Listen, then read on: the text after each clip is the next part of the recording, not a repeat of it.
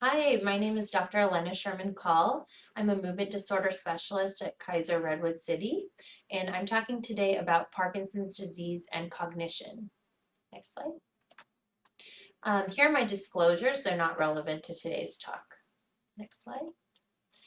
Here's an overview of the talk today. We're going to start off with some brief statistics, and then we'll get into the clinical definitions of different types of cognitive impairment that can be seen in Parkinson's disease. We will touch on the pathological basis of cognitive decline, and I will explain to you different domains of cognition that can be affected in this disease. We will talk about the clinical presentation of cognitive impairment and how we work this up clinically as physicians, and then different behavioral and pharmacological approaches to treatment. We will spend some time talking about psychiatric comorbidities because they're very relevant to cognition as well, and then talk about caregiver support and future research directions. So just to give you some brief statistics to get our feet wet here, it's estimated that about 25 to 30% of patients with Parkinson's disease have dementia, and 25 to 50% of our patients with Parkinson's disease that do not have dementia have what's called mild cognitive impairment, which we will explain in just a second. In 10 to 20% of patients that are getting their diagnosis for the first time of Parkinson's disease, they will already have some level of mild cognitive impairment at that time. Research studies suggest that between 5 to 46% of patients 10 years into their disease have developed dementia. That seems to me, as a practicing clinician, a little bit more pessimistic than what I actually see in practice, but this is what's being observed in research. And some risk factors that increase the risk of dementia over the next several years in any given patient's case is the development of visual hallucinations or illusions. So what do all these letters and names mean? Because it really gets confusing, I think, both for doctors that are not in this space, as well as patients and their families. So there are different levels of cognitive impairment within this disease. And one is called subjective clinical decline, or SCD. That means that the patient or their family or their healthcare providers are experiencing some kind of change in cognition, but when we test the patient cognitively, the results are normal. So it's a subjective feeling that something is off cognitively, but normal testing. And then mild cognitive impairment, or MCI, is a really broad category that encompasses cognitive performance that's abnormal, but the patient is completely independent of their basic activities of daily living, such as eating, bathing, cooking, cleaning, these kinds of things. But mild cognitive impairment can encompass patients with really mild symptoms, like, oh, they're having a little trouble remembering how to name a certain object, all the way to much more moderate to severe cognitive impairment, but still independent of these basic activities of daily living. And then Parkinson's disease dementia is defined by cognitive performance that is absolutely abnormal, and it's so abnormal, in fact, that the patient is no longer able to independently attend to their basic activities of daily living. Next slide. Pathologically, Parkinson's disease is caused by the presence of Lewy bodies, which starts off in the brainstem, which is a deep structure within the brain, and also starts in the olfactory bulb, which is why some patients lose a sense of smell or taste many, many years before they're actually diagnosed with motor symptoms. And these Lewy bodies are inside of the neurons, and unfortunately, this leads to the death of different neurons in the substantia nigra that produce dopamine, and this leads to the onset of motoric symptoms that you're familiar with, such as rest tremor, slowness, stiffness, balance problems, etc. And over time, as you look more at the right figure, you see that these Lewy bodies are spreading from their initial start in the olfactory bulb and the brainstem up into the folds of the brain, which we call the cortex. That is where we house all of these different cognitive processing areas. And as those Lewy bodies affect those areas, that's when we start to see issues with cognition. So by the time someone's developing dementia with Parkinson's disease, we're seeing a lot of Lewy bodies out in those areas. Next slide. And just to give you, an idea of what this looks like, these arrows on the left-hand figure are pointing to Lewy bodies that are inside of the neurons, and they are aggregates of a protein named alpha-synuclein, and there's one up close on the right that you can see. Next slide. So cognition, what is it? There's a lot of different aspects of our cognition. We're going to define each one of them in a second, but it includes executive function, memory, visuospatial skills, cognitive processing speed, language, attention, and orientation. And all of these different types of cognition are housed in the brain in different areas. And this is an oversimplification, but I'm showing you a picture of a brain here, and it's showing you different lobes of the brain. There's actually 4 lobes. And when you look at the brain and you think of these, kind of folds, you are looking at gyri, so different areas of the brain, and then the folding in our sulci. And, in the frontal lobe, we have many different areas, but the area right in front of the parietal lobe is where we have motor cortex and supplementary motor area. In front of that is frontal cortex that is involved in executive function and inhibition, higher level cognitive processes. The temporal lobe is very involved in auditory processing as well as some aspects of visuospatial skills.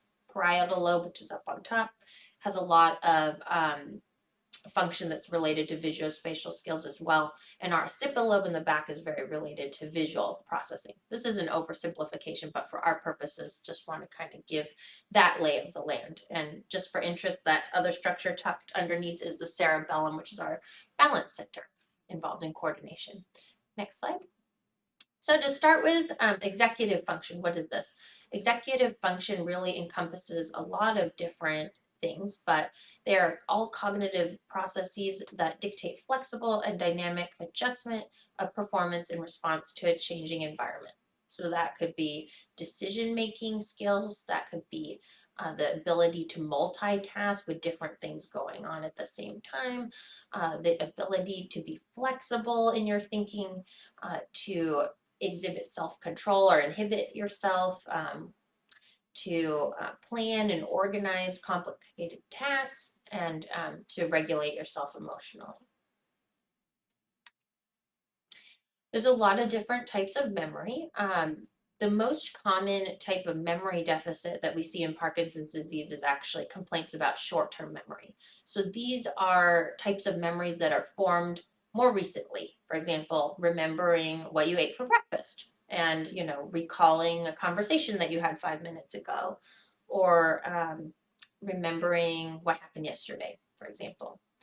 A lot of people will come in saying, my partner or spouse is repeating the same question over and over. That means they have an issue with their short-term memory. Long-term memory, on the other hand, is memory of things from a long time ago, like memory of your wedding, memory of your child going to school for the first time, etc. That, thankfully, is not usually as affected in Parkinson's, although very end stages, severe dementia could impede function with long-term memory as well. Verbal memory is memory that is focused on language, and nonverbal memory is literally everything else. How do you do something like ride a bike, for example? And working memory is the type of memory that we have that stores information for a very short while. For example, if you're going to remember digits for a phone number that you're about to dial, you're using your working memory to do that. Visuospatial skills are very commonly affected in people with cognition issues in Parkinson's disease.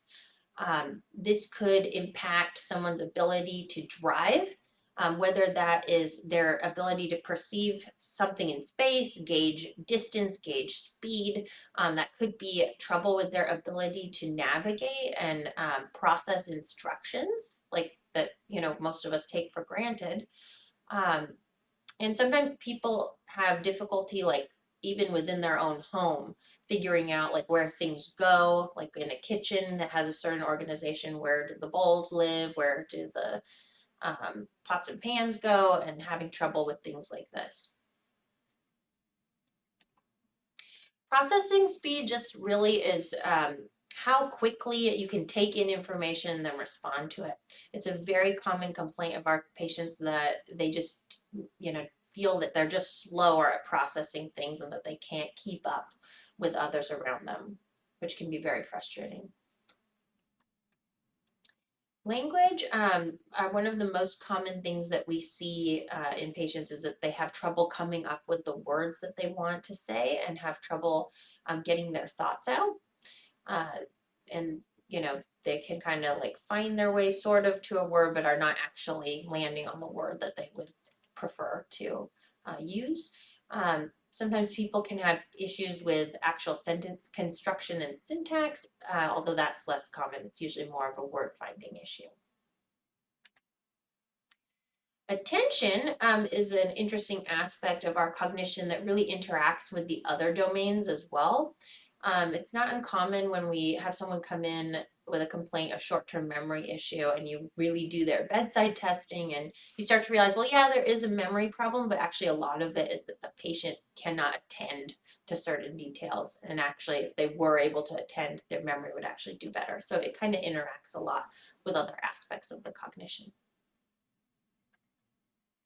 Orientation is more typically affected later on in a dementia process in Parkinson's, and orientation is simply your ability to know who you are, where you are, what's the date, what's the year, like what's going on, your orientation to what's happening. So I do want to make an important point. Cognitive changes, when we think of them in the context of Parkinson's disease as part of a dementia or mild cognitive impairment, we're really thinking about changes that happen slowly and gradually over time and play out over years and decades. I do get a lot of emails from family members where, a sudden change in cognition is happening. And suddenly, over a day or two, or even half a day, a family member is not acting normally, not thinking normally. I just want to make sure that everyone is aware that this can happen in the context of Parkinson's or could really happen to anybody. And that has a very different approach than when we think about mild cognitive impairment or dementia. So if there's an abrupt change in what's going on with you or a family member, you want to get that person into medical attention, whether that's a primary care doctor or if it's emergent enough, the emergency room. You want to get them attention immediately, because the most common things are another medical issue going on that has prompted that. The most common thing would probably be a urinary tract infection, but it could be any kind of infection, a pneumonia, a skin infection, a virus. There could have been a recent medication change, whether it was a Parkinson's med or another med that's having a side effect that can be reversed. People can have electrolyte abnormalities, or if there was a fall and there could be a head injury associated, that's a common cause. Even things that sound really minor and benign, like constipation or pain from something else, can be enough to tip some of our patients into an acute state of confusion that's not normal for them. And delirium can be a fluctuation in someone's mental status where they seem fine for a little bit and then they're really confused and they're fine again. If that's a new sudden change, that is something that needs to be worked up as well, and sometimes is associated with the transitions between being in the hospital or a skilled nursing facility to home. Next slide. So in honing in on mild cognitive impairment and dementia and Parkinson's, like I said, these are slowly progressive symptoms over time. The most common types of early symptoms that we see in this disease are trouble with short-term memory, visuospatial skills, word finding, and executive function. If the patient's still working, there's often complaints that they're having trouble multitasking or planning and doing the same level of cognitive load that was previously easy for them. And unfortunately, over time, these symptoms can progress to the dementia level where patients cannot take care of themselves independently. When you're reaching that phase, sometimes psychotic symptoms will develop, which we can treat, and we'll talk about that a little later on in the presentation. And agitation and confusion are common as well. So let's say that these are new symptoms. Maybe they've been going on, smoldering for a little bit, and it's time to go see your neurologist or primary care doctor or movement disorder specialist about it. What are we going to do? Well, we are going to assess the patient, and we want to make sure there's no medical issues in the background that are making things worse. So everybody should be getting routine blood testing, and some of the common things that we look for include thyroid hormone levels, making sure that those are normal, vitamin deficiencies or toxicities like B12 or vitamin D. B12 deficiency is very, very common in people as they age, people who don't eat meat or animal products, or people that have issues in their gut where they can't absorb that vitamin normally. And that has a big impact for the nervous system because it affects brain health, spinal cord, and nerves. So we don't want to miss that. HIV and syphilis are much less commonly found when we test, but they can also cause dementia. So it's a treatable thing that we want to make sure we rule out. Also, imaging is very important to obtain because very rarely somebody presents with dementia and they have some rare thing going on, like a brain tumor, for example, that's mimicking these symptoms, and we don't want to miss that, obviously. We prefer to get an MRI of the brain if possible because it has better spatial resolution and is better able to show us the tissue of the brain to see what's going on. And we can look at different areas of the brain that may be affected with whatever disease process is happening. But sometimes we can't get an MRI of the brain because of things like a pacemaker or the patient's level of agitation or discomfort, and we'll get a CT of the head instead. Very important when I'm in clinic assessing a patient with cognitive issues, it is to review what medications they're taking. I cannot overstate this. If you have Parkinson's disease, the medications that make you be able to move better are fantastic, but they're actually making you think less well. So when we get to the phase of the disease where patients are having cognitive issues, we need to reevaluate for their motor medication, most commonly Sinemet or carbidopa-levodopa. Are they on the right dose now, optimally? Sometimes we have to cut back that dose to weigh and balance the need for control of motor symptoms and the need to be cognitively safe and present. If patients are taking opiates or narcotics, some examples are like Norco and Vicodin, we want to try to get rid of those because those are constipating and add to confusion. And, we can take other strategies to manage pain. Those are ones we want to get rid of in people who are having cognitive issues.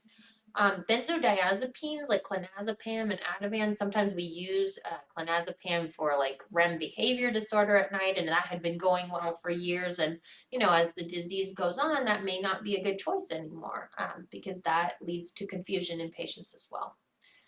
Some people are taking muscle relaxants for stiffness or spasms like baclofen, tizanidine, or Flexeril, and that may be something that we need to reconsider as well. No one with Parkinson's disease should be using drugs like Benadryl or Unisom. They're not good. They can lead to major confusion because of their anticholinergic side effects. So if someone's on antihistamines for allergies, we can take approaches with non-drowsy medications. Sleeping pills are something we usually want to get rid of. Many patients have neuropathic pain either from pinched nerves in their back or peripheral neuropathy in their legs, and they may be on gabapentin or Lyrica and nortriptyline, and we have to kind of weigh that and see like if the dose could be lowered maybe and still help control the patient's pain because those can also promote confusion. Amantadine is an anticholinergic medication in Parkinson's that's fantastic for helping control dyskinesias and fatigue and freezing of gait, but it's very pro-hallucination and pro-confusion because, again, of anticholinergic tone. So that may have been a good medicine, earlier in the patient's course. We may need to cut that back or remove it completely sometimes. And then bladder medications are commonly used in our patients because nocturia and frequent urination and urgent urination are common symptoms that we're dealing with. And sometimes patients have been put on meds by their primary care doctor or urologist that are not cognitive sparing, and we can switch them into ones that are less likely to cause cognitive side effects. So when you come into clinic, if you're having changes in your thinking or memory, we're going to do some kind of bedside testing. There's different things that different providers will do. I like to do the MoCA, which is the Montreal Cognitive Assessment. I'm showing you a picture of that here. You may have done this before. It's just a quick and like 10-15 minute bedside assessment that gives us a quick assessment of how your cognition is doing. So we have a sense of what domains are involved. Is the pattern of issue typical for someone with Parkinson's, or is it looking abnormal? How severe is it? It just gives us a sense. Some people choose to do a mini mental status exam or a slums exam. Next slide. In some cases, we may want to refer patients to a neuropsychologist to do much more detailed testing that looks with many tests over 4 to 6 hours to get a much more thorough impression of what kind of cognitive deficits the patient has and how they're doing. They can also assist us with diagnosis and recommendations of behavioral and pharmaceutical approaches that could help the patient and their caregivers. So let's talk about what we can do when patients do start developing mild cognitive impairment or dementia and Parkinson's disease. Just like we promote exercise aerobically for the motor symptoms of this disease, aerobic exercise has been shown to help with memory symptoms as well and cognitive symptoms. And we're talking about aerobic exercise, and we're talking about consistent daily exercise.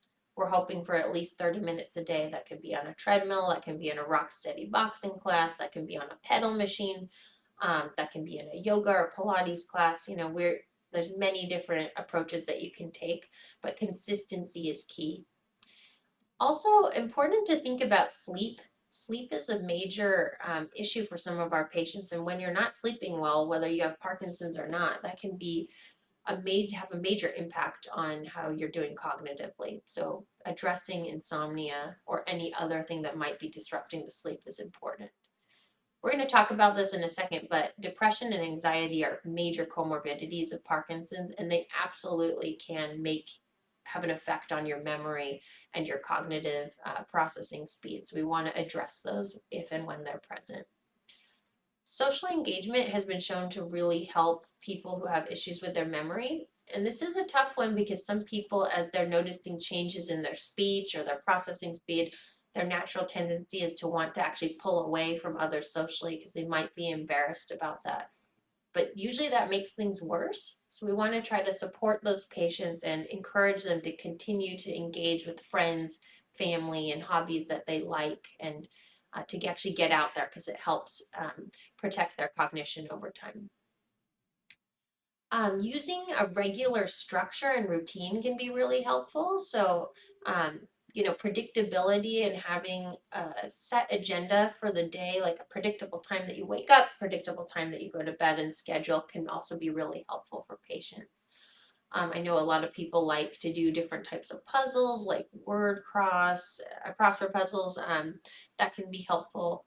And then one other little plug I'll put in is obstructive sleep apnea, super common condition. And if you're having disrupted sleep at night where you're not breathing normally, that can also have a significant impact on your cognition. So if you're noticing that a patient is snoring or stops breathing overnight, please bring that to the attention of your neurologist or primary care provider so that they can get appropriate workup for that.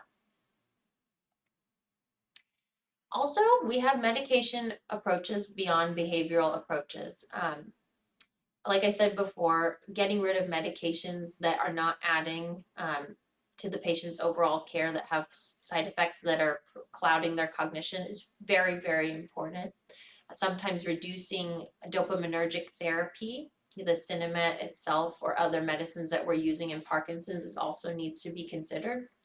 But we can also use medications that specifically are pro-cognition, and many of these were actually developed originally in Alzheimer's disease, although we find they work better in Parkinson's patients. My go-to drug is actually that yellow pill here, which is donepezil, also known as Aricept. Um, this is a pill that's taken in the morning, and it is an acetylcholinesterase inhibitor, which means that it slows down the breakdown of a neurotransmitter called acetylcholine in the brain, which is involved in our memory circuitry. This is not a miracle drug, so you don't expect the patient to suddenly, be back to their 20s and, with the super fast cognitive processing speed and perfect memory. But what patients and families do report back when it's working well is that they feel that the patient is brighter, they're quicker on the uptake, they may be able to find words more quickly, process things more quickly, and have a better level of attention. So it can give you a little boost that can be helpful. We do have to be careful about patients with cardiac issues. So we do some investigation with an EKG before starting that medication to make sure it's safe. Exelon patches, which you see a picture of a patient who's removed their patch there on the right. Exelon patch is a topical patch administration of a similar medication called ribostigmine. And another category of medication we can do is an NMDA antagonist, which is Namenda or memantine. I also want to let you know that melatonin can be helpful for some patients that are having a little trouble with day-wake cycle regulation. For example, people who are sleeping more during the day and not sleeping at night. I like to try melatonin, 3 to 6 milligrams at bedtime to help with that. We try to encourage people to be asleep at night and only short naps during the day, unless they're really in the end stages of Parkinson's. Next slide. I think, this is a talk about cognition, but I would be negligent if I didn't mention some of the psychiatric aspects of this disease because they really do play in together with cognition. It is very common to see depression, anxiety, apathy, panic attacks, and even psychotic symptoms showing up in patients with Parkinson's disease, and we'll talk about each one of these separately. So depression is very common just in the general population, but it's very, very common in Parkinson's disease. This is defined as a lowered mood state, a loss of pleasure, which is known as anhedonia, also loss of interest in activities that one once enjoyed. There can be dysregulation of your appetite, either too little eating or too much eating, too much sleep, too little sleep. There can be feelings of guilt or worthlessness. People can be more irritable. And then sometimes it can affect your ability to concentrate and your attention, which plays into cognition. So, depression levels, sometimes they're mild and it's something that kind of is fleeting and it comes and goes. Sometimes it's more moderate or severe or persistent. So there's really a range of how severe this can get for patients. There's a lot of stigma around mental health still to this day. And so it can be difficult for people to kind of open up to family and their clinician about these issues that they might be having, but I really encourage it. Sometimes if symptoms are mild, all you might need really is to be able to talk to a therapist and kind of do some cognitive behavioral therapy to help, kind of process what's going on. If symptoms are more moderate or severe, we do encourage, both therapy as well as considering a medication to help. Because although we know dopamine is dysregulated in Parkinson's disease, we know that it's actually much more complicated than that there's dysregulation of norepinephrine as well, and then acetylcholine when we're talking about cognition. Thankfully, in the last 10 years, there's been a lot of medication developments in psychiatry, and now there's a lot of different options that psychiatrists have in terms of what they can use to treat depression. There's the traditional SSRIs like Prozac or Zoloft, Celexa, but there's medications like Cymbalta or Effexor that work on both the serotonin system and the norepinephrine system. There are drugs that are norepinephrine and dopamine reuptake inhibitors like bupropion, which is also known as Wellbutrin. Those are good choices for Parkinson's in many cases because of the dopamine reuptake inhibition. And then there's other alternatives like Remeron or mirtazapine, which is another type of antidepressant. So many options that can be looked at in each individual patient case. Anxiety is also really common in this disease and can lead to many different issues. So, anxiety is an intense, persistent, excessive worry and fear about day to day activities. And often, anxiety can be associated with poor sleep, with different somatic symptoms like fatigue, headaches, altered gut motility, muscle tension, all sorts of stuff that is not that helpful. People can be irritable if they're anxious and kind of subjectively feel like they're keyed up or on edge. And often it's a family that's noticing this change in the patient. Sometimes patients have never had anxiety in their life, and in the context of their Parkinson's, will develop this. Again, just like depression, there can, psychiatric symptoms are on a spectrum. They can be mild, they can be moderate, they can be severe. More mild symptoms, it is helpful to seek either, a class that's teaching you mindfulness meditation, work one-on-one with a therapist, or a group therapy session. And then if it's more severe and persistent, considering medication can be helpful as well. Again, there's multiple classes of medication that can be useful. And although I would discourage use of benzodiazepines, for example, Ativan, and would go after more of a long-term solution like an SSRI, SNRI, or atypical antidepressant. Apathy is also important to mention. This can be majorly frustrating for the caregivers and spouses of our patients. Sometimes it's wrapped into depression, but many times apathy is completely an independent phenomena that's very difficult to treat in Parkinson's disease. It's defined as a loss of motivation, enthusiasm, or interest. And many times, people will report, wow, my husband, he used to love to do this hobby and now he just can't be bothered at all. Or you'll ask the patient, why are you not exercising? And they're like, well, I just really don't feel like it. And it's not really that their mood is down, they just really don't want to. It's not a lot of motivation. I think about this more as a behavioral approach for treatment rather than medication, unless the patient's actually depressed. But I think that it's very important to keep a regular schedule for people that are struggling with apathy and to have some events lined up during the day during that schedule, one of which should always be exercise. But often getting friends or other people that they know involved, is helpful, because when you're going to see someone or do something with someone else, you're much more likely to do it than if you're just doing it alone. So that helps motivate people. Also, waking up, early in the morning, getting bright light immediately, getting fresh air exposure, and kind of getting out is important too. Panic attacks are less common in Parkinson's, but we do see them and they can be quite debilitating for patients who have them. They often end up in the emergency room because a lot of the symptoms are somatic and they mimic things like heart attacks or trouble breathing. People can get tingling in their mouth and lips or their fingers. They can start sweating, chest pain, trouble swallowing, trouble breathing, palpitations, dizziness. They can feel an imminent sense of death. It's very scary. Next slide. Immediately, if you find that happening to you, taking deep breaths into a paper bag, actually physiologically, this increases your carbon dioxide levels, so that can help normalize what's happening. Taking regulated slow belly breaths can be helpful. Of course, finding a friend or family member to kind of help support you in this moment can be helpful. They are not inherently dangerous, but they are very uncomfortable. Severe or very frequent cases may lead you into the psychiatrist's office for treatment. Let's talk a little bit about Parkinson's disease psychosis. This is commonly seen, as cognitive impairment is advancing into the dementia phase, sometimes before.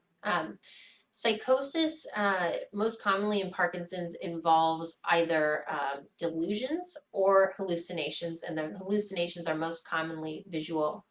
I've put a picture of a bunch of cats in a room because animal hallucinations are really common. Some people see bugs, some people see dogs, animals, cats, little people. Sometimes they're fully formed people, and they could be family members that have passed away. They could be scary sometimes, which is not good, like someone trying to break into your house. And sometimes patients are aware that the hallucination is not real, and sometimes they are not aware, and they have to be told by someone else. Delusions uh, are commonly like a paranoid thing, like, oh, like someone's living upstairs in the attic and, going to try to come down and steal things, or there's someone trying to break into the home. Those are kind of some of the more common ones. Sometimes there can be sexual delusions, like where the patient thinks their spouse is having an affair. I've seen several times. And sometimes psychosis looks like thought disorganization. Again, how do we treat this? We want to get rid of medications that are pushing the brain toward a psychotic state. And unfortunately, the mainstay medications for the motor side of Parkinson's are pushing us more toward psychosis and confusion. So sometimes we really need to revisit what we're doing with our medications for Parkinson's, especially at night. Sometimes we just got to get rid of the medication at night. It's just not something that the patient can handle. So yeah, my approach first is to try to remove medications before I add on more medication. If that doesn't work, sometimes we need to actually give a low dose antipsychotic at night or even sometimes during the day to help the brain get back into a stable situation so that it's not having the tendency to hallucinate and become agitated or paranoid. The most common agent that we use is called Seroquel, actually, and at low doses it works very well. There are other approaches, for example, Nuplazid, which is a more recent medication. I like to use Seroquel first because I've had better results with it, but for a patient that can't tolerate Seroquel for some reason, occasionally someone has a bad response, I'll use Nuplazid. And then even using a memory medication like Aricept sometimes is enough to gently push the brain away from hallucinations. So that's another approach that we can use if as an option. And it's also important on the family side, when someone's having hallucinations or is agitated, sometimes we don't always have to throw medication at the problem. Sometimes we just need to be present, reassure, redirect, and help them understand either that something is not actually happening, or rather than completely contesting that with them, just saying, we're safe, we're okay. Sometimes behaviorally we can handle this as well. I also think it's really important to point out that, we've been focusing on all of the different things that affect our patients with Parkinson's and aspects of their cognitive care. But I always remember that, when I'm seeing someone in clinic, I'm taking care of the patient and I'm also taking care of whoever their caregiver is. Because this is a long disease and it really is a marathon. And whoever is taking care of the patient is running that marathon as well. And it is exhausting, and burnout is very common. And that toll can take a toll on caregivers both in their own physical and emotional health. They're often not getting enough sleep and often forgetting their own health needs and personal needs. So I know some of you are here in the audience watching, so I just want to remind you that you have opportunities to kind of mitigate some of this burnout and stress, although I know that it is a process of trying to figure out how to strike that balance between your own needs and the needs of your family member, but I think it's really important. I just want to give you some suggestions that I've seen in my own patient population of families. Some people hire in-home caregiving support, even if that's for a few hours per week or a couple days per week. That can give caregivers enough time to, take a break, get out to the store, get out to see a friend, get out to do a hobby of their own, to take some time for themselves and get some respite. I do think that contacting other members of the family that may not be as involved, or a neighbor or friend, if you could have someone come over and let you have a break for once in a while. Sometimes families will schedule weekends for the primary caregiver to be away and someone else comes in for 2 or 3 days, and that can be really, really great respite. Another option is hiring or actually considering sending the patient to an adult daycare center or a senior center to be with other people. And for that day, you're able to attend to stuff that you need to do or need to do in the house or whatever you want. I think it's also really important to engage with caregiver support groups and learn from other people who are also going through the same thing. I think that's an immense, rich resource for you to learn from and get some emotional support as well. And, you know, I've seen it done that sometimes people just need to take a vacation. They literally need to take a break. And, um, sometimes you just need to give yourself that opportunity as well. And before we end the talk, I just want to offer the idea that, there are many people in the research academic realm looking for new opportunities and new treatments to help our patients. This is just a couple things that are going on right now, but much research is being done that is looking at biomarkers in Parkinson's disease and dementia and cognition and different therapies that could help.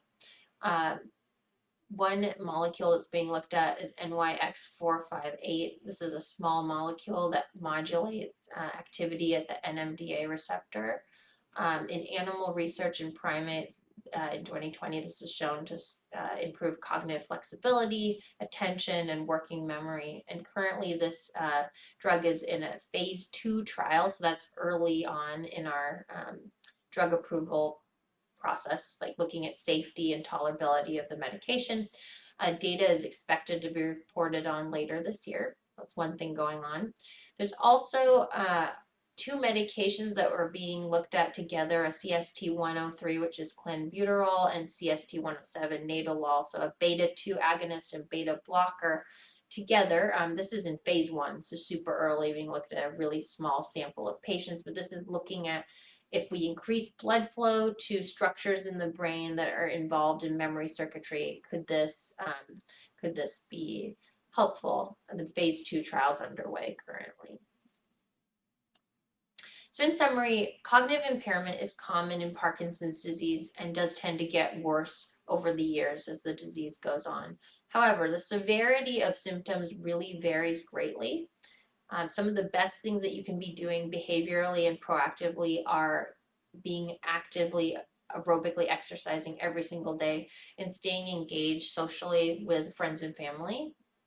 It's very important to be judicious about what medicines you're putting into your body and make sure that you have a great relationship with your neurologist and primary care doctor, looking at exactly what you're taking and why.